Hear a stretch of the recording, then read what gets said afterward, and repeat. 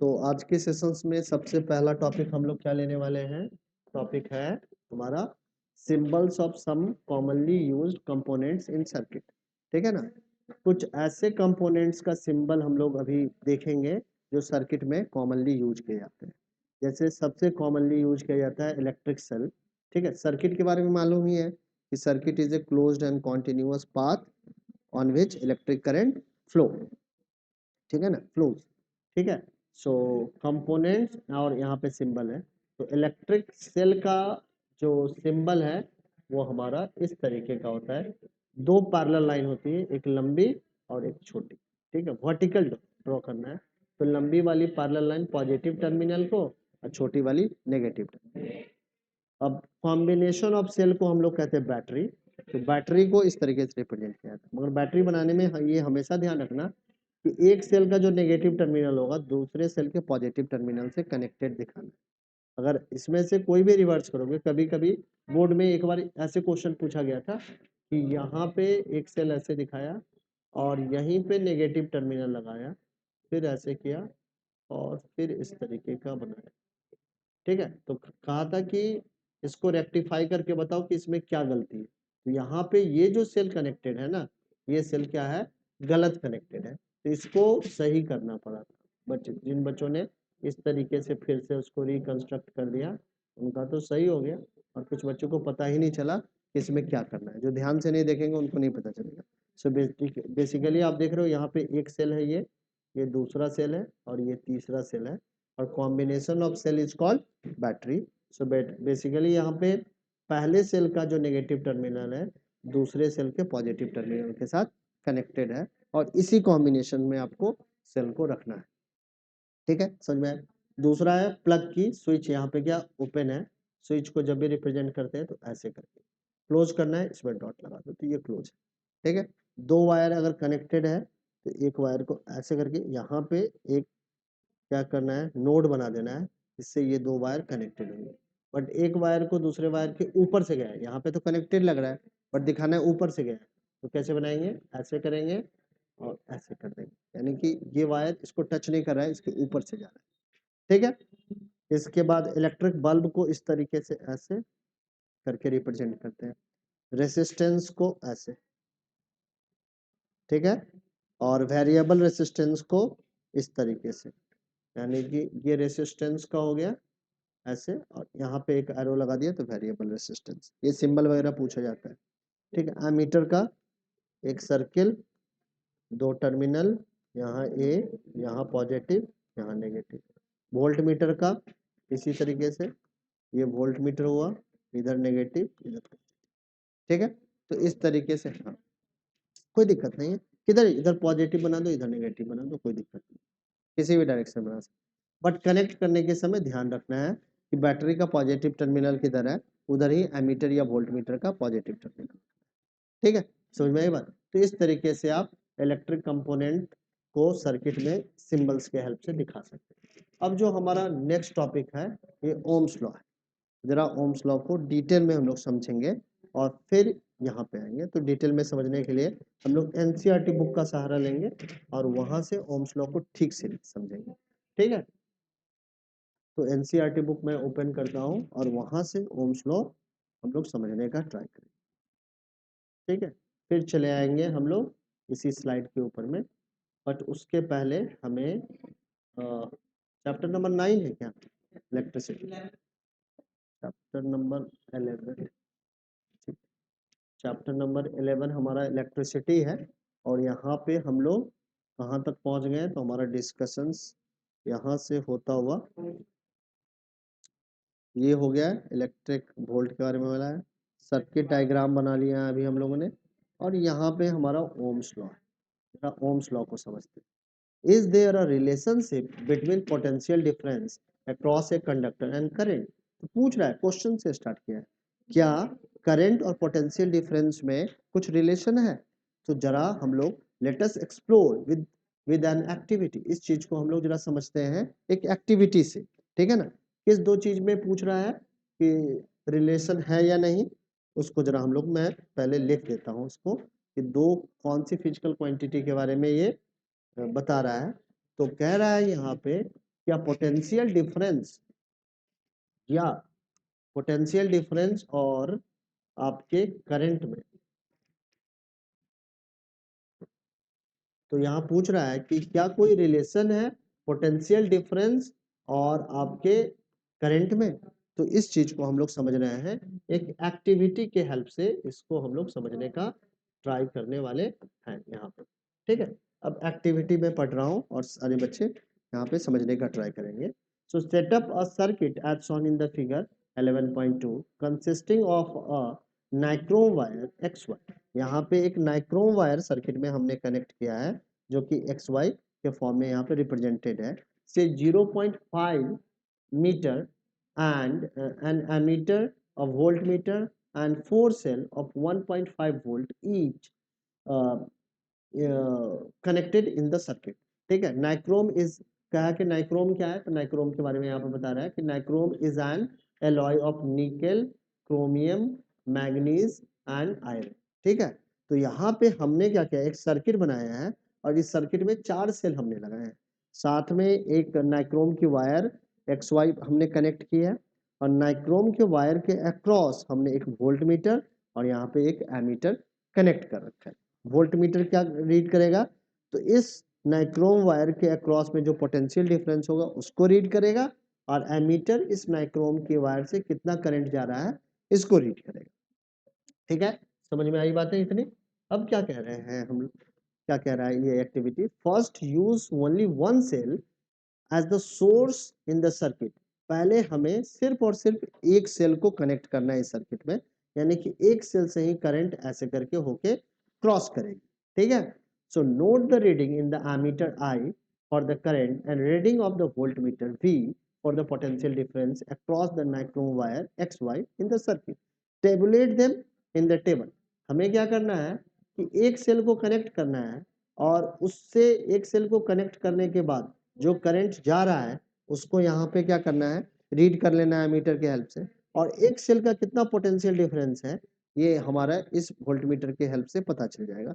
और इन दोनों डेटा को यहाँ पे नंबर ऑफ सेल्स लिखना है, साथ में current through the nichrome wire और potential difference across the nichrome wire आपको लिख देना है। क्योंकि कैसे पता चल जाएगा, नाइक्रोम वायर के अक्रॉस में हम लोगों ने वोल्टमीटर लगाया तो वोल्टमीटर रीडिंग देगा और साथ में यहाँ पे एमीटर नाइक्रोम वायर से कितनी करंट जा रही है इसकी रीडिंग देगा। ठीक है, next connect the two cell in the circuit and note the respective reading of the ammeter and voltmeter for the values of current through the nichrome wire and the potential difference across the nichrome wire. फिर कह रहा है कि दो cell को connect करो, देखो कि नाइक्रोम वायर से कितना करंट जा रहा है, नाइक्रोम वायर के अक्रॉस कितना पोटेंशियल डिफरेंस है, और इन सारी चीजों को लिखो।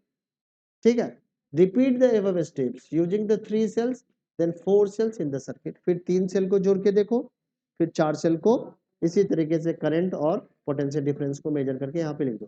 Calculate the ratio two VI for each of the potential difference V and the current I। और फिर क्या है, VI का रेशियो देखो। आप जब इसको करोगे, इस एक्टिविटी को करोगे, तो आप देखोगे कि आपने जब मान लो कि पहले हमने 2 वोल्ट का यहाँ पे क्या लगाया कि नहीं 2 वोल्ट यहाँ पे बैटरी में चले जाते हैं, हमने जब 2 वोल्ट का पोटेंशियल डिफरेंस अप्लाई किया उस नाइक्रोम वायर के अक्रॉस, तो आपने देखा कि इससे होके करंट कितना जा रहा है, तो करंट मैंने देखा कि 4 एम्पियर करंट जा रहा है। ठीक है, फिर मैंने क्या किया, इसको बढ़ा दिया और पोटेंशियल डिफरेंस को कितना बढ़ा के कर दिया, 4 कर दिया, क्योंकि एक सेल कितना पोटेंशियल डिफरेंस क्रिएट कर रहा था 2 वोल्ट, तो दो सेल कितना कर देगा, ठीक है ना, 4 वोल्ट किया, क्योंकि इक्वल वोल्ट की हमने सेल लगाई है यहाँ पे। तो 4 वोल्ट जैसे ही आया तो जब आई का मैंने रीडिंग देखा तो 8 आ गया।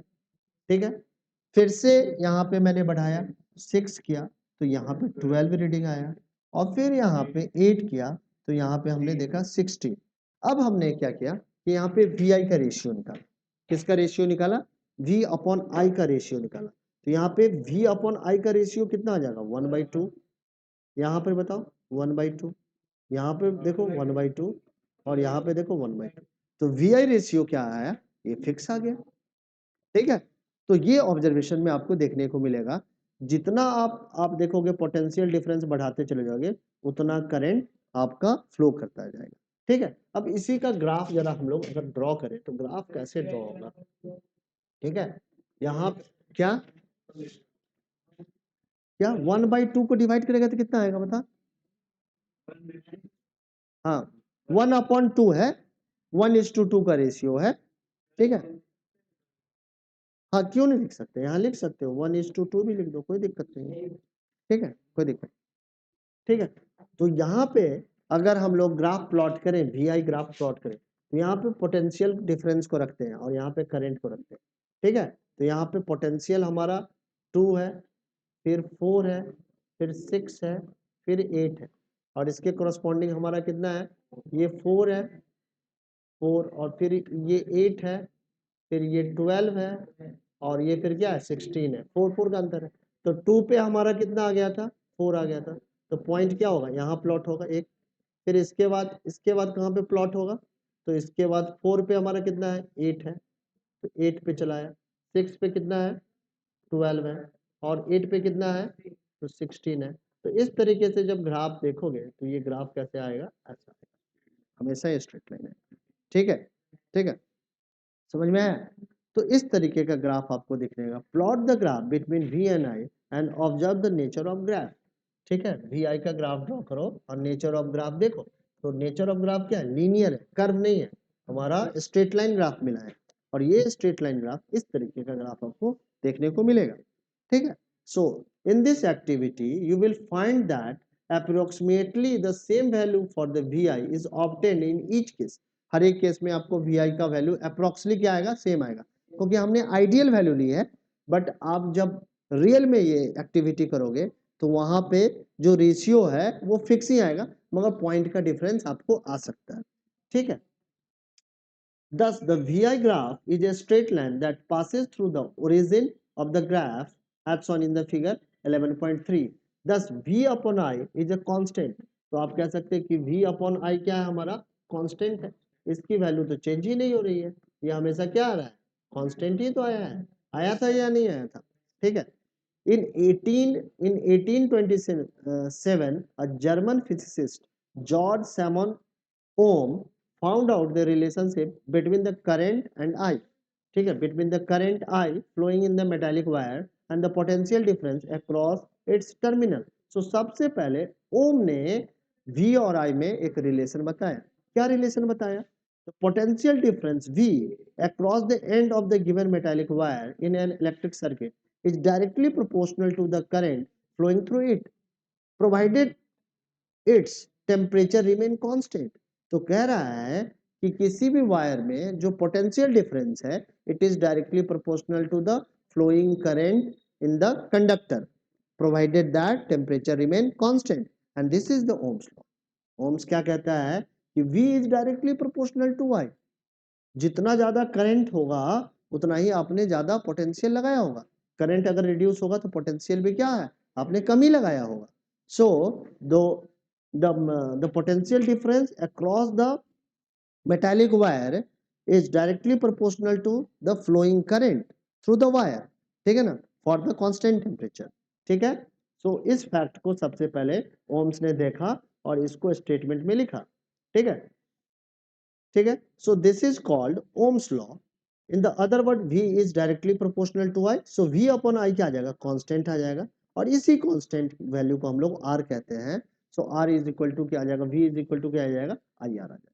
अब यहाँ पे सबसे पहले ओम्स ने एक टर्म दिया R, and R is a constant for the given metallic wire at the given temperature. R क्या है, मेटालिक वायर का कुछ कांस्टेंट वैल्यू है, ठीक है ना, and is called resistance. It is the property of a conductor to resist the flow of the charge through it। ये क्या है, हर एक कंडक्टर की प्रॉपर्टी होती है जो कंडक्टर से होके चार्ज के फ्लो को क्या करती है, रोकती है, ठीक है। Its SI unit is ohm and represented by the Greek letter ohm। Greek में ओम कैसे लिखते हैं, हमारा हिंदी में ओम कैसे लिखा जाता है, ऐसे, ये ओम है, ठीक है, मगर बट ग्रीक में कैसे लिखते हैं, ऐसे लिखते हैं, समझ में आया। तो ग्रीक में ओम का सिंबल आपको पता चल गया है। According to Ohm's law R is equal to V upon I, the potential difference across the two end of the conductor is 1 volt and the current through it is 1 ampere then the resistance R of the conductor। कह रहा है किसी conductor से आप 1 volt की battery लगाओ और उस कंडक्टर से अगर 1 एम्पियर का करंट फ्लो कर रहा है तो उस कंडक्टर का रेसिस्टेंस कितना हो जाएगा, 1 ओम ही होगा। वो कहाँ से पता चल रहा है, यहाँ से पता चल रहा है। जब V को भी 1 रखो, I को भी 1 रखो तो R क्या आ जाएगा, अपने आप ही 1 आ जाएगा। सो 1 ओम का डेफिनेशन क्या, 1 ohm is equal to 1 volt upon 1 ampere. समझ में आई बात या नहीं आ रही है? तो इसी को हमें पढ़ना था और ओम्स लॉ मुझे लग रहा है कि आप लोगों को समझ में आ गया होगा, ठीक है ना। It is obvious from the equation 11.7 the current through the resistor is the inversely proportional to its resistance। So इसी रिलेशन से आप कहोगे current is inversely proportional to resistance। जिस वायर का रेसिस्टेंस जितना ज्यादा होगा उससे उतना कम करंट क्या होगा, फ्लो करेगा, और जिस वायर का रेसिस्टेंस जितना कम होगा उससे उतना ज्यादा करंट क्या होगा, फ्लो करेगा, ठीक है। If the resistance is doubled the current gate half, current कितना हो जाएगा, आधा हो जाएगा।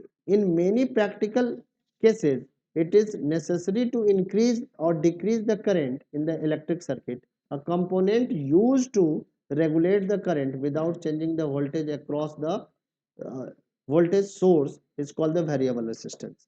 तो कह रहा है कि अगर सोर्स से हमेशा आप सेम वोल्ट की बैटरी लगाओ और आप चाह रहे हो कि सर्किट में कम या ज्यादा करंट फ्लो करवाएं तो उसके लिए हम लोग यूज करते हैं वेरिएबल रेसिस्टेंस।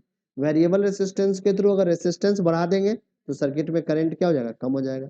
और वेरिएबल रेसिस्टेंस के थ्रू अगर रेसिस्टेंस कम कर देंगे तो सर्किट में करंट क्या हो जाएगा, बढ़ जाएगा, ठीक है। सो in an electric circuit a device called rheostat is often used to change the resistance in the circuit। We will now study about the electrical resistance of a conductor with the help of the following activity। अब हम लोग क्या समझने वाले हैं, resistance के बारे में समझने वाले हैं। ओम्स के बारे, ओम्स लॉ को समझ लिया, अब समझते हैं कि रेसिस्टेंस क्या है। रेसिस्टेंस के बारे में सबसे पहले किसने बताया था, तो ओम्स नहीं बताया। घड़ी पे ध्यान रखेगा। 1.2 क्या कह रहा है, take a nichrome wire, a torch bulb, and a 10-watt bulb, an ammeter of 0.50 to 5 ampere range, a plug key and some connecting wire। हमें एक सर्किट बनाना है जिसमें एक बल्ब लगाया, एक नाइक्रोम वायर लगाया, 10 वाट का बल्ब लगाया है, एमीटर लगाया है, एमीटर का रेंज क्या है, 0 से लेके 5 एम्पियर के करंट को मेजर कर लेगा, एक की लगा दिया।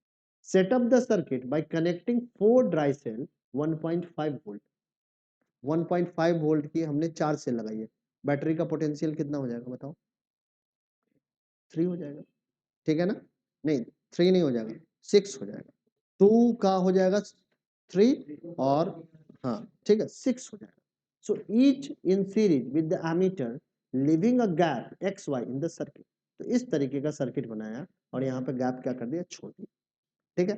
क्या क्या चीज हमने लिखी है, नाइक्रोम वायर रखी है, 10 वाट बल्ब रखा है, टॉर्च बल्ब भी रखा है। Complete the circuit by connecting the nichrome wire in the gap X Y. Circuit को कंप्लीट किया इस नाइक्रोम वायर को जोड़ के, ठीक है। Plug the key and note down the ammeter reading, take out the key from the plug.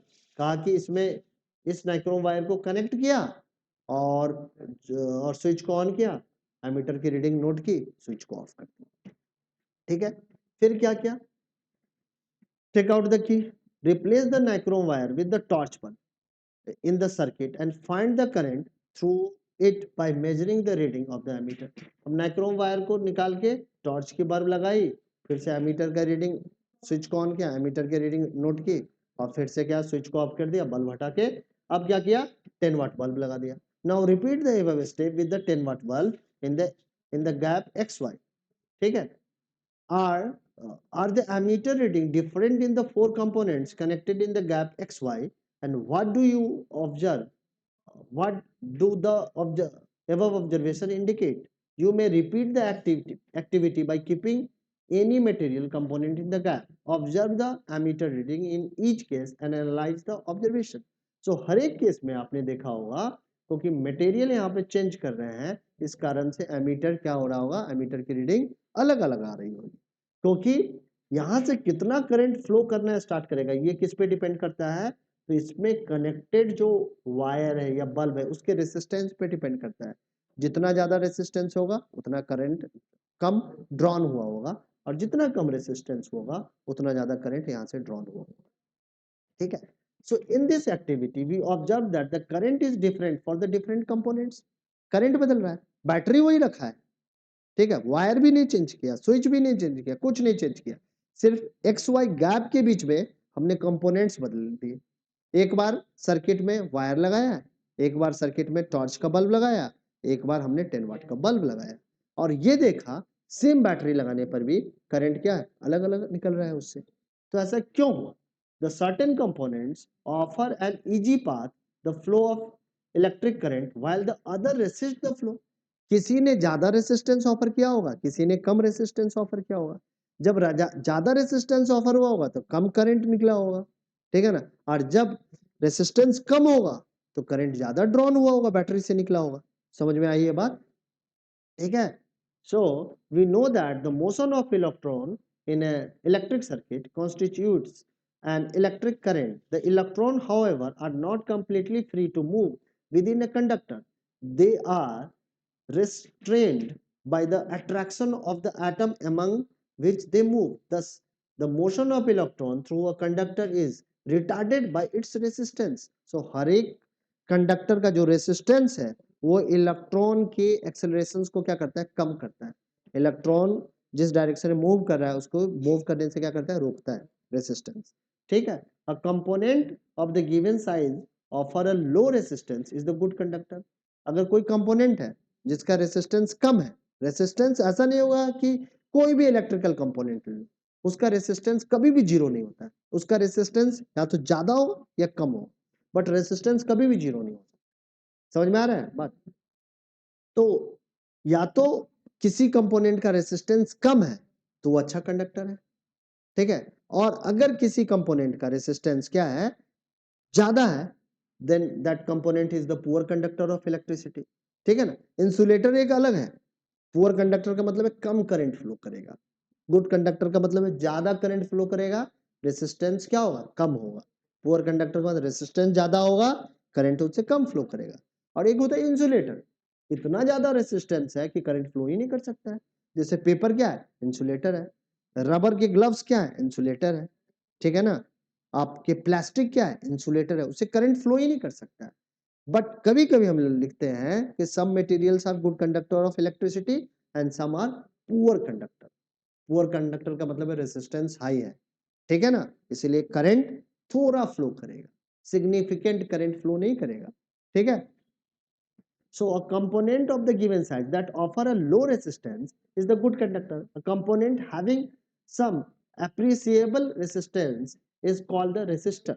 So ऐसा component जो appreciable amount of resistance offer करेगा, ठीक है ना, उसको हम लोग कहते हैं resistor। ठीक है, उस component को क्या कहेंगे, resistor कहेंगे। A component of the identical size that offer a high resistance is the poor conductor। समझ में आया? तीन चीजें बता रहा है। एक कह रहा है कि ऐसा कंपोनेंट जिसका रेसिस्टेंस क्या है, कम है, तो उसको कहेंगे गुड कंडक्टर। ऐसा कंपोनेंट जिसका रेसिस्टेंस क्या, एप्रिसिएबल है, एप्रिसिएबल है, एप्रिसिएबल का मतलब है बहुत कम नहीं है, बहुत ज्यादा भी नहीं है, ठीक है, then such a type of conductor is known as resistor. और एक कंपोनेंट का कहा, a component of the identical size that offer a higher resistance is poor conductor. वो क्या है, पुअर कंडक्टर है। यहाँ पे एक चीज और भी लिखा है, साइज सबका एक ही लिया है, 3 वायर लिया और तीनों वायर का साइज सेम ही लिया, और थिकनेस भी क्या लिया, साइज का मतलब क्या है, थिकनेस और लेंथ, तीनों चीजें सेम है। तीनों वायर क्या है, सेम लेंथ का है, सेम क्रॉस सेक्शनल एरिया का है, बट एक क्या कर रहा है, लो रेसिस्टेंस ऑफर कर रहा है, एक एप्रिसिएबल रेसिस्टेंस ऑफर कर रहा है, एक हाई रेसिस्टेंस कर रहा है। तो जो लो रेसिस्टेंस कर रहा है उसको कहेंगे गुड कंडक्टर ऑफ इलेक्ट्रिसिटी, इसको क्या कहेंगे, रेसिस्टर कहेंगे, और इसको क्या कहेंगे, पुअर कंडक्टर ऑफ इलेक्ट्रिसिटी। ठीक है। Component of the identical size, इसलिए लिखा आइडेंटिकल साइज, साइज के वेरी करने पर रेसिस्टेंस भी वेरी कर जाता है, जिसके बारे में आगे पढ़ेंगे। ठीक है। That offer higher resistance is the poor conductor. And insulator of the same size, same size का एक प्लास्टिक का टुकड़ा ले लो, सेम साइज का, साइज सेम ही रखना है, ऐसा ही रखना है, साइज को क्या करेगा, सेम रखना है। So and insulator of the same size offer even higher resistance, poor conductor से भी ज्यादा रेसिस्टेंस ऑफर कर रहा है तो उसको क्या कहेंगे, इंसुलेटर। तो चार तरीके के कंपोनेंट्स हो गए। एक हो गया जिसका रेसिस्टेंस लो हो, उसको क्या कहेंगे, फिर से रिपीट कर रहा हूं, चार कंपोनेंट है, इलेक्ट्रिकल कंपोनेंट्स है, सेम साइज के। सेम साइज का मतलब क्या है, इनका लेंथ भी और क्रॉस सेक्शनल एरिया क्या है, सेम। ठीक है, अब एक मटेरियल या एक कंपोनेंट लो रेसिस्टेंस ऑफर कर रहा है, इसका नाम क्या होगा, गुड कंडक्टर। एक कंपोनेंट एप्रिसिएबल रेसिस्टेंस ऑफर कर रहा है, उसका नाम क्या हो जाएगा, हाँ, रेसिस्टर। ठीक है, एक कंपोनेंट हाई रेसिस्टेंस ऑफर कर रहा है, इसको कहेंगे पुअर कंडक्टर।